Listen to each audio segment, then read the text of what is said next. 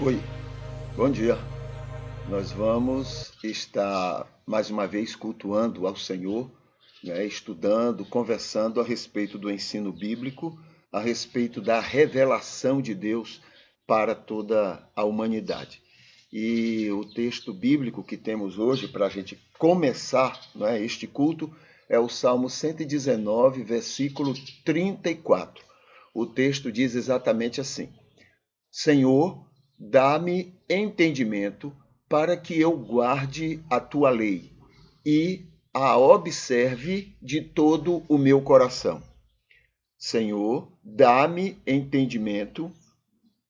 Isso é perfeito, essa maneira como o salmista coloca, não é? Apesar de ser uma poesia, ele está falando uma realidade teológica, uma realidade espiritual, porque esse entendimento é concedido por Deus, e a Bíblia, né, o ensino teológico chama isso de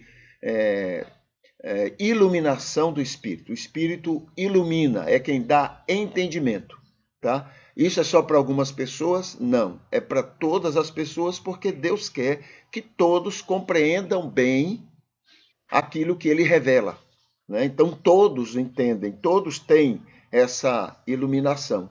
É... E esta ação é justamente porque nós temos deficiências, o ser humano tem deficiências pelo fato de ter caído, não é? A queda do pecado de Adão, e nós nascermos contaminados, contagiados por aquela queda. Então nós temos deficiências na nossa compreensão, né, no nosso entendimento. Então o Espírito nos dá essa condição para compreendermos a revelação. A revelação de Deus não é para um grupo, não é para uma ou duas pessoas para que elas transmitam, não. A revelação de Deus é para todas as pessoas, sem exceção, né? Sabendo Deus que se caísse na mão de um ou outro, ou dois, ou três, ou quatro, ou o que seja, cada um teria seu próprio entendimento, como aconteceu com Moisés e outros, né? Onde o próprio Moisés colocou muito de si naquilo que entendeu, né, da revelação de Deus, e a gente mais tarde vai compreender pelo Novo Testamento e pela experiência com Jesus de que muito daquilo era algo pessoal, não é? Não era intencional, mas era pessoal de Moisés no que ele dizia ter compreendido. Então é preciso entendimento. Segundo, ele diz assim: para que eu guarde a tua lei. Realmente, para guardar a lei, para guardar o projeto, o plano, a vontade de Deus, não é? É preciso que tenhamos,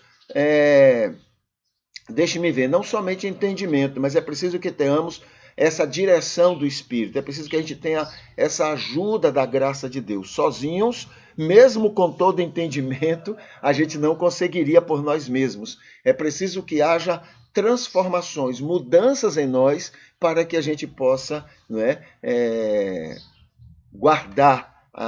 Guardar aí que eu digo é focar, se interessar, né, na lei do Senhor. E, e essas mudanças que ocorrem na gente, a Bíblia chama de termos a mente de Cristo, tá? A mente de Cristo. É quando a gente então tem uma mente focada naquilo que seja agradável a Deus, interessada naquilo que seja agradável a Deus. E aí ele diz assim: me dê entendimento para que eu guarde a tua lei e a observe de todo o meu coração, com felicidade, com alegria.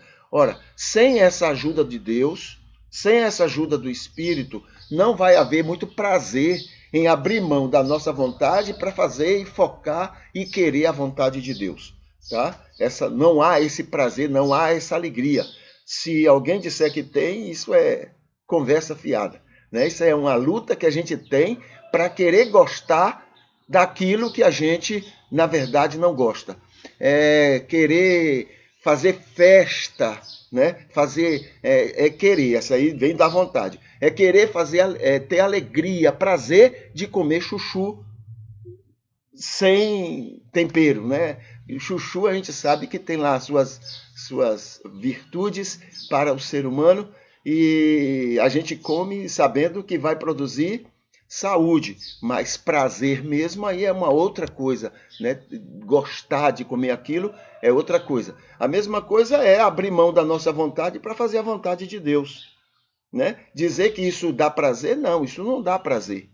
Porém, a gente, né, há em nós um anseio, um desejo de agradá-lo, né? Aí, com esse anseio de agradá-lo, então, com a ação do Espírito, a gente vai abrindo mão da gente para poder, porque mais importante do que fazer o que eu gosto é agradá-lo. Então, isso vai levando a gente cada vez mais por um processo de nos fazer agradáveis a Ele. A paráfrase terapêutica que a gente tem aqui seria o seguinte: somos bem-aventurados, pois o Senhor Deus nos criou à sua imagem e semelhança, nos dando entendimento sobre seus propósitos para com cada um de nós e com todo o mundo. Eu gosto muito de reforçar isso, essa questão de todo mundo, porque nós temos a tendência, né, de olhar, entender que Deus só ama a gente, só ama, né, o grupinho, essa coisa. Não, é todo mundo, né? É bom lembrar isso, alimentar bem a nossa mente para isso. E isso nos tem levado a guardar a sua lei, né? Essa mudança que ele está fazendo em nós tem nos levado a guardar a sua lei com a ajuda do Espírito Santo, que em nós habita e nos guia. Essa é a grande ajuda que o Espírito nos dá, o que nos tem feito observar e atender com todo o nosso coração, tá? Ele alimenta, essa presença dele alimenta esse anseio, essa vontade nossa de querer agradar, de fazer aquilo que seja da vontade de Deus. Nisso, dentro desse panorama, né, o nosso culto é estudar a revelação divina. A revelação, né, que a gente pode encontrar na letra do texto, na letra da Bíblia, né? Mas é a revelação que nos interessa. Não vai fazer diferença para mim o que é que Moisés entendeu, mas vai fazer diferença para mim o que Deus falou, o que Deus revelou e Moisés, né, teve acesso. É isso aí que vai mudar a minha vida, isso é que vai fazer a diferença em mim. Se eu seguir o que Moisés entendeu, eu vou, como é que diz? Eu vou bater com não sei o que na água. Tem um ditadozinho que diz assim, né? Eu vou me dar mal, porque Moisés complicou o meio de campo, né? Jesus mais tarde vai ter que dizer: olha, antigamente foi dito isso e isso, eu porém vos digo isso, isso e isso. Né? Então, não é o que Moisés entendeu. O que importa para a gente é o que é que Moisés teve acesso, né? É a revelação. É isso que vai fazer a diferença para a vida da gente. Entender como e para que ele nos quer, Deus nos quer perto dele, né? A gente já sabe, é por causa do amor. Aliás, a revelação é o próprio amor. Tudo que Deus revelou está resumido nesta palavra: amor, tá? E como é que ele, né, age e por que ele nos quer perto dele? O muito que ele tem feito para estarmos por perto. Tem feito muito. É aí que está a demonstração do amor de Deus, né? A gente passa o tempo todo dando as costas e saindo, mas ele passa o tempo todo trabalhando para nos atrair, trabalhando para nos buscar, trabalhando para estar perto da gente, trabalhando para mostrar a nós, não é, que vale a pena estar perto dele. Não é para o bem dele, e também mas não é para o bem dele, é para o nosso próprio bem, né? Quando você ama, você quer o bem do outro. Eu gosto muito quando eu escuto umas histórias de uma pessoa que ama outra, mas a outra ama a outra. Então a pessoa chega a dizer assim: olha, eu amo você, mas eu quero que você seja feliz, então pode ficar com a outra pessoa. Né? É muito interessante isso, porque o amor faz isso. Você abre mão porque você ama aquela pessoa. A mesma coisa Deus em relação a nós. Então aqui está: muito o que tem feito para estarmos por perto, sendo abençoado naturalmente, né? Só em estarmos perto dele já somos abençoados naturalmente, a não ser que a gente seja infantil como o irmão do filho pródigo, né? Que estava o tempo todo perto do pai, desfrutando de tudo do pai, desfrutando do amor, da proteção do pai, e ainda estava reclamando porque o pai ainda tinha alguma atenção para com o outro filho, né? A não ser que sejamos imaturos a nesse sentido. Então, estarmos perto dele, isso nos faz abençoados naturalmente. Naturalmente. No dia que a gente entender esse negócio de naturalmente abençoados, a gente vai ficar largando de ficar pedindo coisa a Deus, né? Porque naturalmente ele sabe nos abençoar. Naturalmente ele sabe o que é melhor para a gente. Então a gente fica muitas vezes numa angústia. Ensinaram para a gente uma prática pagã, aquela ideia de que eu só vou ter se Deus me der. Então eu preciso saber o que é que eu quero para dizer para ele. Eu me lembro de uma época que eu cheguei lendo um determinado escritor que tem por aí, não é? Ele dizendo que Deus não me dava as coisas porque eu não dizia para Deus exatamente detalhes do que eu estava querendo. Meu Deus, isso é não conhecer Deus. Isso é não conhecer Deus. Eu dizer para Deus detalhes do que eu estou querendo, senão ele não me dá, não é conhecer Deus, né? Deus é muito maior do que isso. Deus já tem me dado muito e vai continuar dando muito, mesmo que eu não saiba o que é que eu preciso. Mas ele vai continuar me abençoando e me dando, né? Então eu não preciso ficar angustiado nesse negócio, nessa coisa pagã. Eu tenho que fazer uma lista das coisas que eu tenho que pedir. Pedir porque se eu conheço, se eu já sei, creio que ele sabe o que é melhor para mim. E esse Deus que a gente crê não é um Deus de braço cruzado. Eu só vou dar se ele pedir. Se ele não pedir, eu não vou dar. Eu só vou dar se ele merecer. Se ele não merecer, eu não vou dar. Isso é paganismo. Isso não é cristianismo, né? Não é isso que Jesus ensina para a gente. Outra coisa, sendo bênção para com todos, naturalmente. Veja só, quando a gente é bênção, quando a gente desfruta dessa bênção, né, de estarmos com ele, naturalmente a gente vai ser bênção para outras pessoas. Uma coisa gera a outra naturalmente. Agora presta atenção nisso. Presta bem atenção nisso. Quem está bem não sente prazer em fazer mal a ninguém. Quando você vê alguém fazendo mal a alguém, é porque ele não está bem. Ele pode até estar dizendo que está bem. Ele pode até estar, né, colocando que ele está no céu. Mas se ele estiver buscando fazer mal a alguém, é porque ele está mostrando que não está bem. Porque quem está bem não tem tempo para ficar pensando em coisas ruins para os outros, nem entende motivo para querer mal aos outros. Entendeu? Nem entende motivos. Então você não vai fazer mal, porque você está bem. Mas quando você vê alguém buscando o mal do outro, é porque ele não está bem, tá? Ele não está feliz. Quem é feliz naturalmente quer a felicidade do outro. Mesmo aquela pessoa que aparentemente tem alguma coisa ou faz alguma coisa contra ela quer o melhor para aquela pessoa porque ela está bem. Aquilo que a pessoa está fazendo não está lhe atingindo. Então, aquilo não significa nada, né? Então, ele quer o bem do outro, tá? É por isso que ele nos quer perto dele, porque perto dele nós estaremos bem e, naturalmente, nós seremos bem para outras pessoas que ele também ama e que ele quer o melhor e o bem dessas outras pessoas, tá? Vamos falar sobre culto a Deus, o verdadeiro culto a Deus, né? Aqui, deixa eu ver o horário. Muito bem. Em um minuto a gente lembra sobre isso, não é? Sobre essa questão do verdadeiro culto a Deus. Bom dia, irmã Ivete. Muito bem. Vamos falar aqui sobre o verdadeiro culto a Deus. É sobre a igreja como hospital, tá?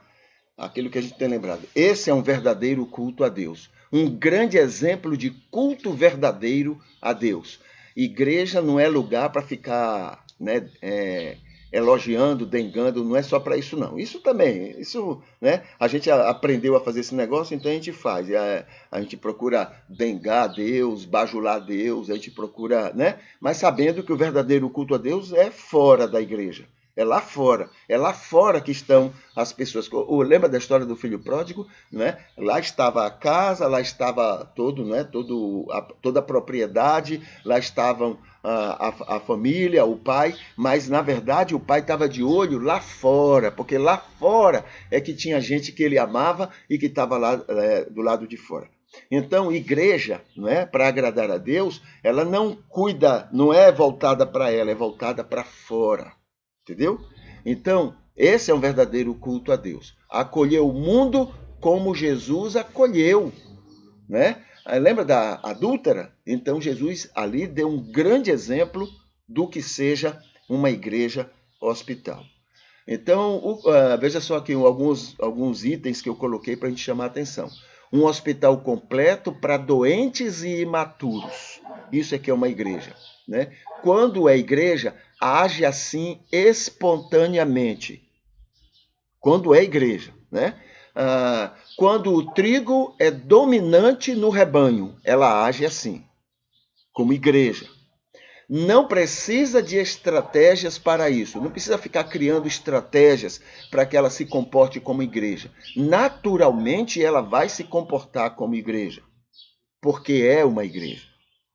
Quando não é igreja, ela age como um fórum, né? Ela age para julgar e condenar.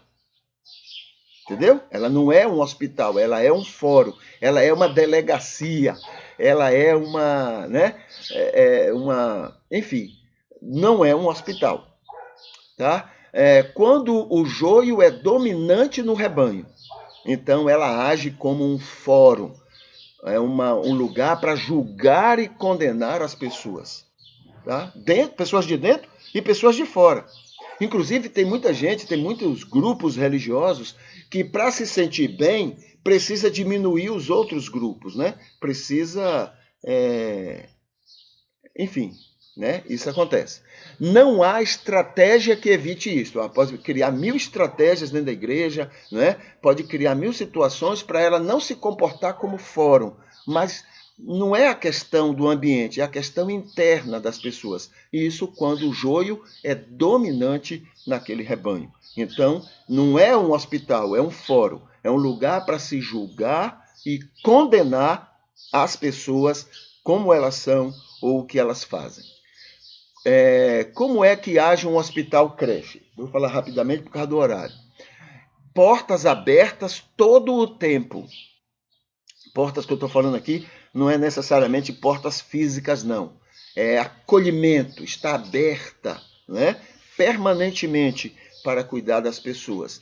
Sem critérios para receber quem precisa. A não ser que seja um hospital particular. O hospital particular, ele tem ali a entrada, né? Você tem que chegar ali, ele pega seu nome, seu não sei o quê, suas informações, mas o mais importante ele fala, né? Olha, vai custar tanto. É um critério para ser recebido. Se você não tem como pagar, aquele critério você não atende, você cai fora, né? Você não tem espaço ali. Mas o hospital de verdade é aquele que está aberto, né? Está acessível, está acolhedor para quem precisa. Então, sem critérios para receber quem precisa, sem reclamar saídas e voltas dos carentes. Então, a verdadeira igreja, aquele verdadeiro hospital, aquela verdadeira creche, não põe a mão na cintura e diz, de novo você já não esteve aqui, você já não foi curado, você voltou de novo doente? Ninguém aguenta isso, né? Então, esse não é um papel de uma igreja hospital, né? Como eu disse, é um fórum, um negócio desse. Sem julgamentos, o médico é que sabe cuidar. Então não adianta, numa igreja hospital, ninguém diz assim, o problema dessa pessoa é isso, o pecado dela é esse. Nada disso. O médico é que vai cuidar disso. Não é papel, não é, da recepção, ou dos enfermeiros, ou de quem seja, não é, fazer esse tipo de coisa. É o médico. Quem é o médico de uma igreja hospital? Não é o pastor. não são os diáconos, não são as ovelhas. O médico é Jesus, né? Só ele. E olhe que ele disse, eu não vim para julgar, nem para condenar. Eu vim para salvar, né? Então, sem condenações, não é? Há esperança para todos, né? Aquelas condenações, isso aí não tem jeito, esse camarada aí não tem jeito. Já é a 20ª vez, a 21ª vez que ele faz isso. Não tem. Na igreja hospital não há espaço para isso. Se isso não acontece, o culto elogio fica sem valor, sem sentido, tá? A melhor adoração é ser bênção de Deus às outras pessoas. Muito bem, vamos para o texto bíblico, vamos para Colossenses capítulo 3. Deixa eu colocar aqui o esboço de Colossenses para a gente acompanhar melhor. Então aqui está Colossenses capítulo 3, já falamos sobre verdades, sobre uma vida agradável a Deus, que é o primeiro momento, a primeira parte do capítulo 3, né? E a segunda parte, lares agradáveis a Deus. Já vimos o versículo 18, ele falando para as esposas. Vimos o versículo 19 falando para os maridos. Agora o versículo 20 é para os filhos. Vós, filhos, obedecei em tudo a vossos pais, porque isto é agradável ao Senhor, né?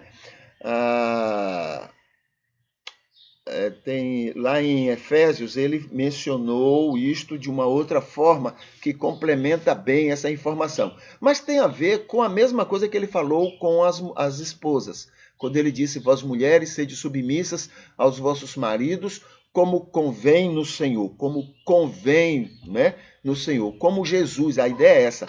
Vós mulheres, sejam submissas aos vossos maridos, como Jesus seria se ele estivesse no lugar de vocês. A mesma coisa tem a ver com os filhos. Vós, filhos, obedecei em tudo a vossos pais, porque isto é agradável ao Senhor. Mas obedecei em tudo aos vossos pais, como Cristo, como Jesus obedeceria se estivesse no lugar de vocês. Aliás, esse é o parâmetro, né, para toda a vida cristã. Isso serve também para os maridos. Maridos, amai vossas esposas como Jesus amaria em seu lugar. Né? Agora para os pais. Vós pais, não irriteis aos vossos filhos para que não fiquem desanimados. Também serve o mesmo parâmetro, né? Vós pais, não irriteis aos vossos filhos para que não fiquem desanimados, como Jesus seria se ele estivesse em seu lugar.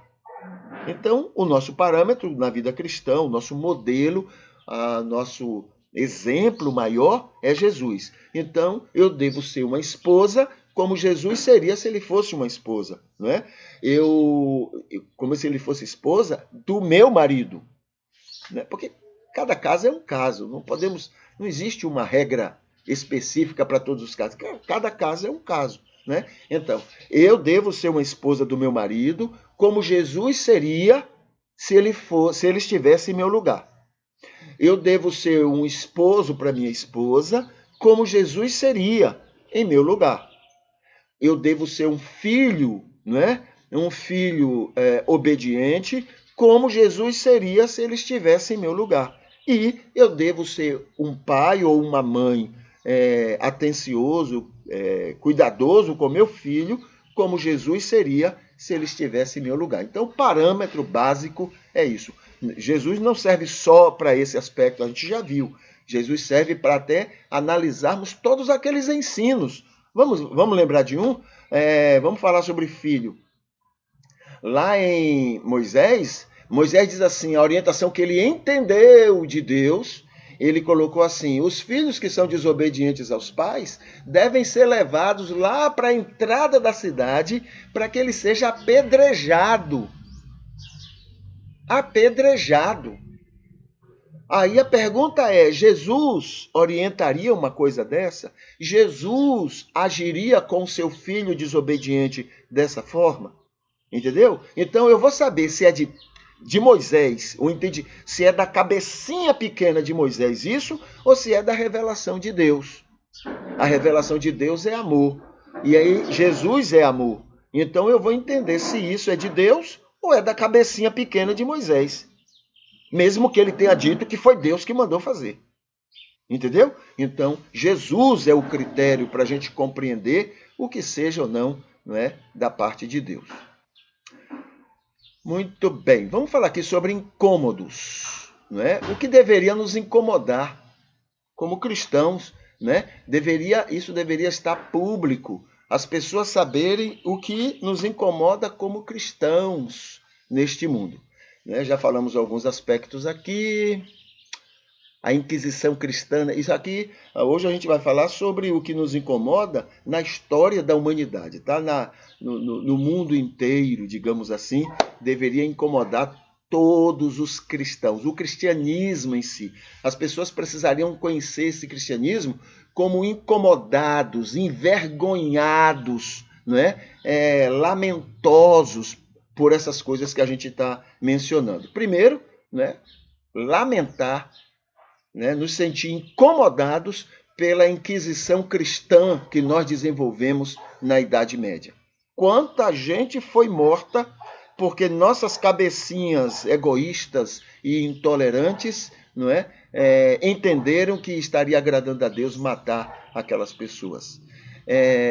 Deveria nos incomodar a Inquisição protestante, as lideranças, os reformadores, promoveram inquisições duras naqueles países onde eles foram aceitos, com suas posições contrárias à Igreja Católica.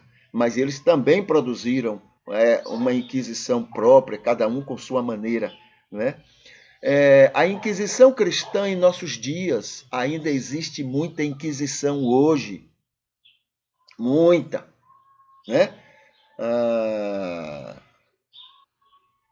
Recentemente eu estava ouvindo uma reportagem onde entre aspas, cristão estava criticando um candidato porque ele foi visitado e, entre aspas, porque cada um tem sua maneira, e abençoado por uma religião africana. Então, presta atenção. O que é que o Cristo dele falaria? E ele disse o que o Cristo dele falaria. Que aquela pessoa estava agora assumindo uma posição demoníaca, porque estava recebendo a bênção de uma pessoa de uma religião africana. Deu para entender? Isso é inquisição. Isso é intolerância. Isso não é cristianismo. Isso é diabolismo, usando o nome de Jesus. Entendeu? Isso não é cristianismo. Isso é coisa Aí sim, é coisa do diabo. Entendeu? Usar o nome de Jesus para se comportar como Jesus não se comportaria. Isso é intolerância, isso não é respeito. Eu posso não concordar, mas eu não tenho o direito nem de julgar, nem de condenar. Porque quando eu faço isso, eu estou dizendo que eu não tenho a ação do Espírito na minha vida. Tá? Então, falamos sobre essa Inquisição em nossos dias. Falamos sobre a criação. Nós criamos e mantemos esse capitalismo predador que existe. Já foi pior, viu? Hoje é ruim, Hoje é mau, hoje é perverso. Mas já foi muito pior. Usando o nome de Jesus. Usando o nome de Deus.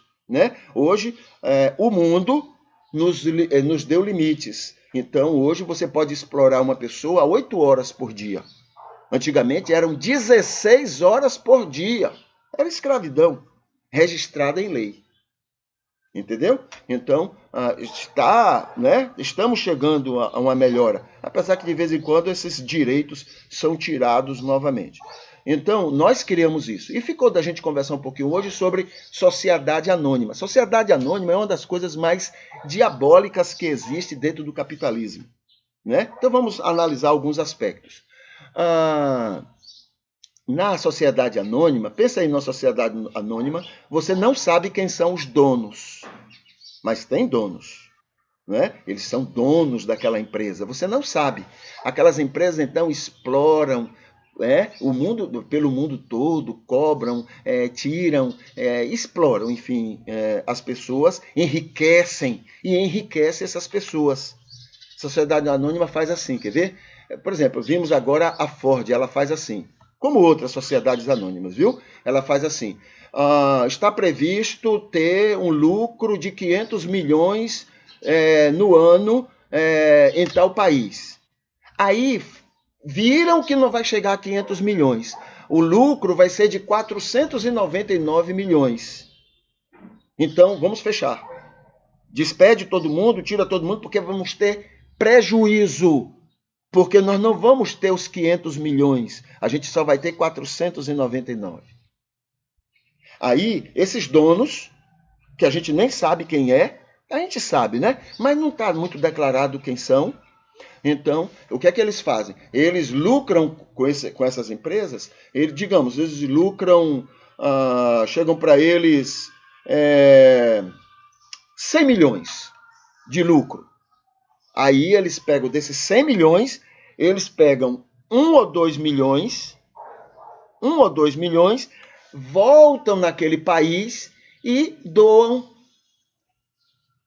Eles doam. Olha, eu vou dar para vocês aí 500 mil para você, 500 mil para você, 500 mil para você. A gente vai distribuindo o dinheiro e fica aquela fama, né? A mídia então vai, diz, olha, ele esteve no nosso país e ele ajudou as entidades, ele ajudou. Mas não conta o quanto ele explorou desse país. Entendeu? O quanto ele ganhou exageradamente nesse país. Mas ele vem cá dar uma esmola e a gente faz uma festa, porque a gente não sabe, né? Sabe. Mas fica sem saber quem foram eles que levaram essa vantagem toda. E vieram aqui, nos deram esmola e a gente sai achando que eles são, rapaz, que homem bom, que homem maravilhoso, que pessoa humana é essa. É assim que funciona, né? Então, outra coisa perigosa. Os diretores, os CEOs, né,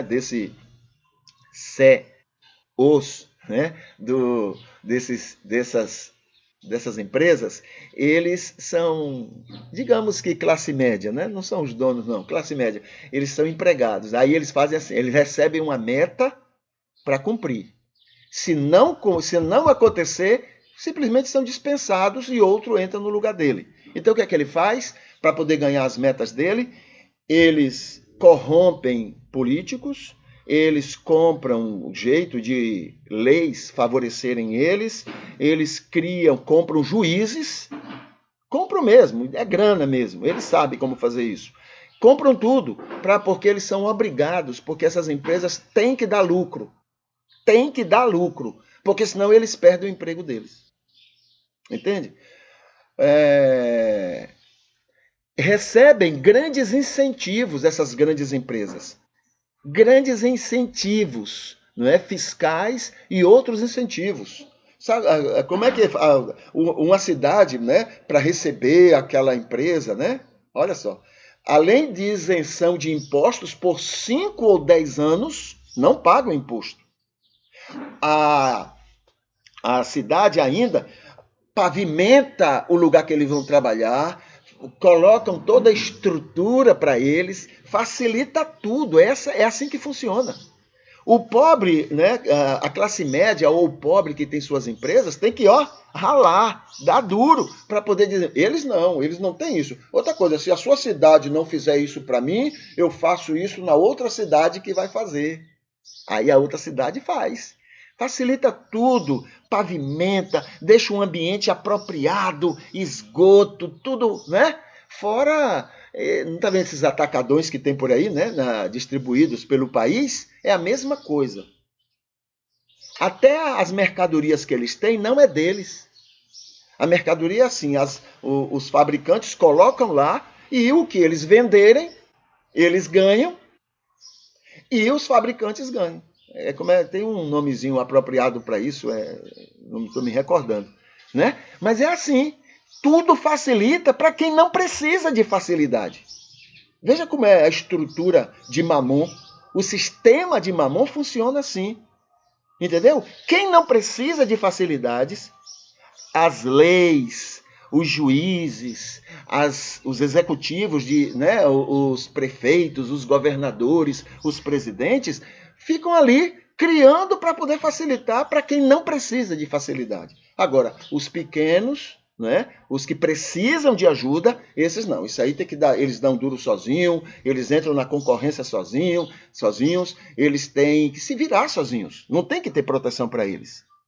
Sociedade anônima é esse câncer. Entendeu? Esse câncer. E o argumento que é usado é o seguinte: eles geram muitos empregos. É isso que é o argumento usado, né? Na verdade, não são empregos. Eles geram muita exploração, tanto dos empregados, quanto da cidade que recebe, né? Quanto de outras estruturas que favorecem a vida deles. Tá? Então, é um câncer. Uma coisa bonitinha, né? Uma coisa interessante, mas é um câncer. Tá? Os ricos, os donos, ficam cada vez mais ricos, por causa dessa estrutura de Mamon, essa estrutura diabólica, né, que existe para prejudicar, para explorar o homem pelo homem. Doloroso, né? Pois é assim que funciona, né? Criamos tudo isto, isso é do cristianismo, viu? Quem inventou isso foi o cristianismo. O capitalismo foi criado no berço do cristianismo. Fomos nós. As revoluções industriais, né? Fomos nós. Temos esse orgulho. Saíram de nós. Fomos nós que criamos e mantemos. E ainda oramos para que eles continuem firmes no propósito de explorar cada vez mais os seres humanos. Né? Oramos para Deus abençoar todos eles, para que continuem nos explorando. Veja como a propaganda e a alienação, né, chega a que ponto. Tá? Então, muito bem. Deixe-me ver aqui. Vamos para esse momento aqui também de uma opinião. Né? Ali é o que deveria nos incomodar, tá? O que deveria nos incomodar e não nos incomoda. A gente dorme como se nada tivesse acontecendo, apesar de tudo isso. Né? Até a gente aplaude e ora, agradecendo. Quando eles crescem, a gente fica feliz. Oh, estão cada vez mais ricos. Oh, que beleza. Né? Eles estão disputando aí quem fica mais rico, né, do que o outro. É uma disputa que tem aí, né, entre eles. E a gente aplaudindo. Oh, como é bonito, ele fica cada vez mais rico. Né? Na verdade, ele está tirando de muita gente. Deixe-me chamar a atenção aqui de uma coisa que... Isso aqui é uma resposta também para um questionamento que já me foi feita, né? E às vezes a gente se engana muito. Olha, queridos irmãos, nós temos muito de paganismo no nosso cristianismo, tá? E você vai ver aqui uma delas. Veja só, Deus não obriga ninguém a nada. Porque isso faz parte do imagem e semelhança. Deus nos criou com livre-arbítrio. Ora, livre-arbítrio, que faz parte do imagem e semelhança, é Deus respeitar minhas opiniões, é Deus respeitar minhas ações. Foi Deus que quis assim. Entendeu? Foi Deus que propôs assim. Deus não me quer um robô. Deus não quer robô na humanidade. Deus quer pessoas. Então ele não obriga ninguém a nada. Assim, com essa informação, é bom a gente sempre lembrar o seguinte: ele não coloca nem tira governantes. Ele não impõe governantes em lugar nenhum. Entendeu? Ah, não, eu estou pedindo que Deus coloque, eu estou pedindo que Deus tire. Não, Deus nem tira nem coloca. Porque ele respeita o ser humano. Ele respeita as escolhas. Isso faz parte do imagem e semelhança. Ele está lá porque foi Deus que colocou? Não. Não existe isso. Porque aí seria Deus intrometendo nas vontades dos seres humanos. E Deus não faz isso. Deus é quem tirou ele. Não, Deus não tira também não. Entendeu? vamos lembrar aqui da África, que é um dos continentes mais sofridos com a gente, né? Nós cristãos é que prejudicamos tudo aquilo lá na África, né? Na história, os países cristãos se desenvolveram, se enriqueceram, explorando a África. Muito bem, vamos lá. Quantos governantes ruins, péssimos para aquele povo, né? Se estabeleceram ali na história da África? Quantos deles? Então quer dizer que Deus coloca em um país e em outro país ele não coloca? Por quê? Porque ele ama menos ou ama mais? Por que ele faz isso? Deus não se intromete nisso.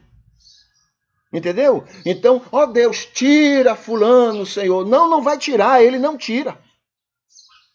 Deus, coloca, Senhor, o governante fulano e tal. Não, ele não coloca.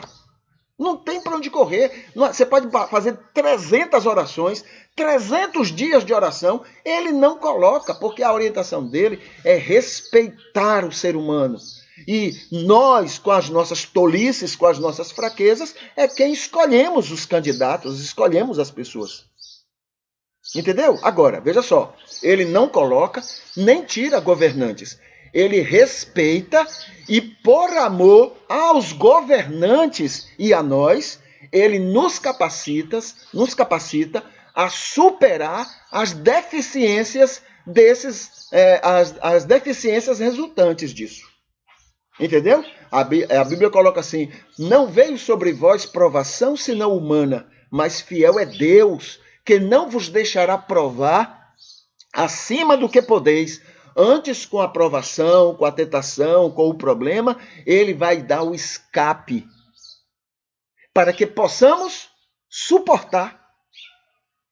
Entendeu? Então, esse paganismo, né? Deus, coloca fulano, ou então tira fulano. Isso não existe, isso é paganismo. Deus não trabalha dessa forma. Deus permite, Deus respeita, Deus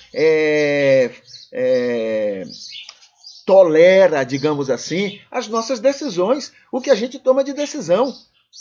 Entendeu? Se eu escolhi errado um candidato, e ele é que está fazendo lá as tolices, Deus vai me dar agora a condição de ir até o fim aguentando ele.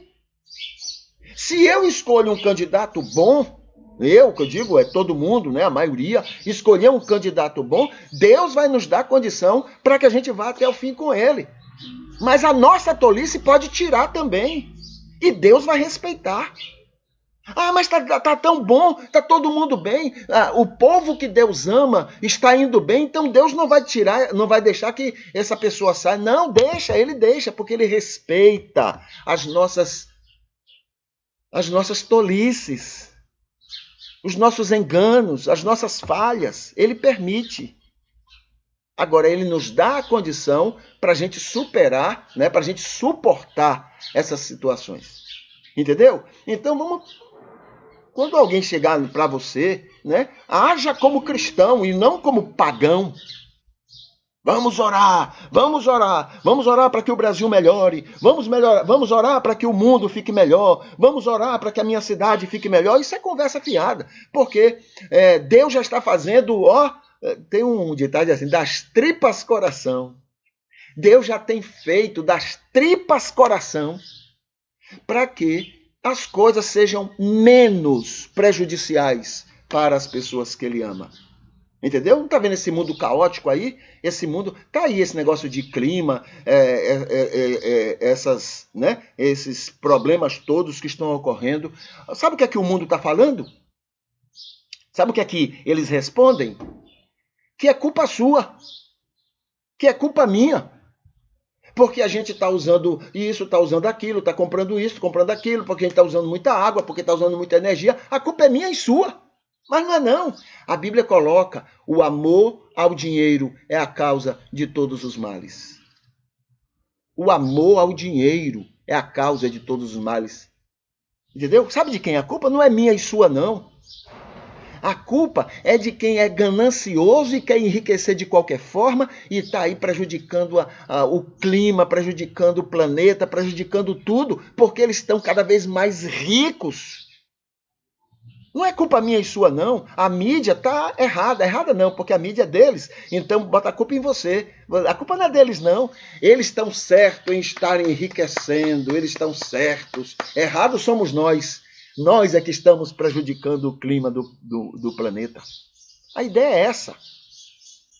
Entendeu? E a gente cai nisso, né? Mas voltando aqui. Deus não obriga ninguém a nada. Ele não coloca nem tira governantes. Ele respeita, né, o sistema de cada país, e respeita o sistema desse mundo nojento, esse mundo pecador, esse mundo de mamon, ele respeita. Né? E por amor, ele nos capacita a superar as deficiências resultantes, né, dessas nossas tolices. Tá bom? Ok, essa é uma opinião, né, baseada no texto bíblico, viu? Baseado, olha aqui, está baseado isso. Jesus é a completa, perfeita revelação de Deus. Deus é essencialmente amor. Deus ama a todos, sem exceção. Não é? O amor ao dinheiro é a causa de todos os males. Tá? Ok, aqui para o Facebook. Eu estou colocando aqui os temas que a gente pode conversar. Né? Que a gente pode conversar. Caso alguém escolha um desses temas. Aqui atrás nós temos Jesus sendo espancado, né? Deixa eu tirar aqui só para a gente ver rapidinho. Jesus sofrendo nas costas, né? O que o soldado está fazendo como castigo dele. Então essa é uma imagem que lembra isso. E nas postagens, deixa eu botar aqui o Facebook para a gente ver o que é que tem lá que a gente pode aproveitar nessa oportunidade. Tá bom? Tá aqui. Ok. Tá abrindo.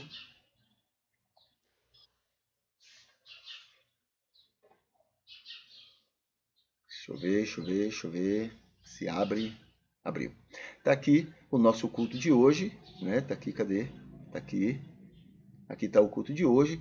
O culto que já foi curtido, né, pela irmã Ivete Espíndola, Gilda Oliveira Freitas, Farias, né? Gente do coração também. Aqui tem o que nós já comentamos. Aqui tem o dia de hoje, tá? O mês de setembro, a gente já sabe que é o mês amarelo, que é o mês verde, que é o mês vermelho. E dia 2 é o dia do repórter fotográfico, cinematográfico e do florista. É o Dia Mundial da Atenção às Necessidades das Nações do Hemisfério Sul. Colocar assim, o hemisfério norte é o hemisfério rico, o hemisfério sul é o hemisfério pobre, tá? Então, tá aqui. É o Dia Sul-Americano de Luta contra o Uso Abusivo da Religião. Hoje é o dia da gente estar lembrando disso, o uso abusivo, né, da religião. Dia Internacional do Livro Infantil e de aversão aos governos belicosos. Os governos que gostam de guerra ou de provocar guerra, de vender armas, né, de enriquecer colocando as pessoas para brigarem. Eles ficam de fora, mas vendem armas para os dois lados, né, para eles saírem ganhando com isso. Não importa se vai morrer, né? A Babilônia é doutora nisso, ela trabalha nisso, entendeu? Ela vende armas para um lado, vende para o outro e bota lá e fica criando situações para eles brigarem, porque quanto mais brigarem, mais armas ela vende. E vende arma adoidado, né? A Babilônia do cristianismo joio, tá? Luta abusivo, Internacional do Livro Infantil, de aversão aos governos belicosos e o nascimento provável, né? Segundo a tradição, provável de Paulo de Tarso, né? 3 antes de Cristo, né? Na Cilícia, na Turquia, tá? É uma data provável, improvável, quer dizer, provável, possivelmente pode ser a data, digamos assim. Aqui tem a entrevista com a Vânia Costa ontem, né, sobre casamento. Aqui tem um vídeo estudo sobre direita e esquerda na Bíblia, tá? Interessante isso aqui, descobertas muito interessantes. Aqui tem uma chamada para os cultos, né, da manhã e os temas que a gente tem tratado. Aqui tem um vídeo sobre temas cultuais, a mensagem salvadora do Evangelho, os 10 pecados mais capitais para a Bíblia, os 10 ensinos sociais mais relevantes de Jesus Cristo. Aqui tem um curso sobre psicanálise, um curso de psicanálise. Aqui tem um curso de terapia familiar. E aqui tem o Vença a Rotina Conjugal, também é um terceiro curso. Aqui tem uma chamada para o arrependimento, não é? É muito interessante, dê uma olhada depois. Aqui tem um banner sobre a casa de apoio. Aqui tem um vídeo sobre, né, o coronavírus e o que a gente tem facilitado muito e pessoas queridas têm morrido. O que é a Igreja de Jesus Cristo? Aqui é um banner a esse respeito. Aqui tem um filme que eu assisti, algumas conclusões que nós colocamos a respeito do filme. Aqui uma chamada sobre crimes do cristianismo na Idade Média, é um estudo. Aqui tem uma chamada do Psicalme. Aqui também tem uma chamada para uma página sobre maus testemunhos do cristianismo. Aqui tem vários textos que nós escrevemos para uma página, não é? Aqui na cidade. Aqui tem a diferença entre urubu e beija-flor, muito interessante também. E aqui o culto de ontem. E um culto que foi curtido por Marcos Souza, por Nilson Pereira, Marcos Pereira, Zilami Silva e Ivete Espíndola. Então, pessoas que curtiram esse culto ontem, tá? Muito bem.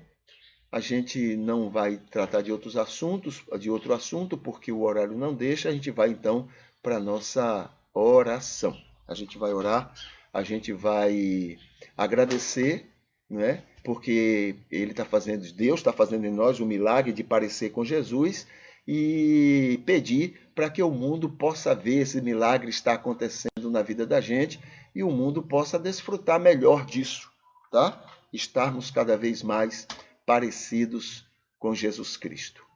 Deixa eu tirar aqui o Facebook e a gente vai orar. Amado Deus, querido Senhor, muito obrigado, Pai, porque nós estamos aqui na Tua presença e Te adorando e vendo a respeito da Tua revelação e pedimos e Te agradecemos, ó Deus, porque Tu tens operado em nós, então, estarmos cada vez mais parecidos com Jesus.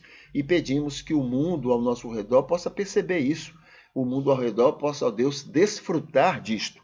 E a gente possa, Senhor, glorificar melhor nessas relações humanas uns com os outros, do jeito que Tu queres que sejamos. Te agradecemos e louvamos isto em nome de Jesus. Amém. Muito bem. Vamos aqui, os lembretes, né? Temos o link 14, 15 e 16 que falam dos 3 cursos, nos links deste culto. O link 3 fala sobre os vídeos estudos, todos os vídeos estudos. E amanhã a gente vai conversar um pouquinho sobre o que deveria nos incomodar como cristãos, tá? E hoje é um ótimo dia para repensar sua vida com seus colegas, né? Colegas e amigos. Então, é um ótimo dia para isso. E na sua rede social, divulgue uma causa social, tá? Divulgue. Já divulga tanta coisa? Descubra uma causa social e passe isso adiante, porque com certeza isso é um grande culto a Deus e é uma oportunidade de servir às pessoas que Deus ama, tá?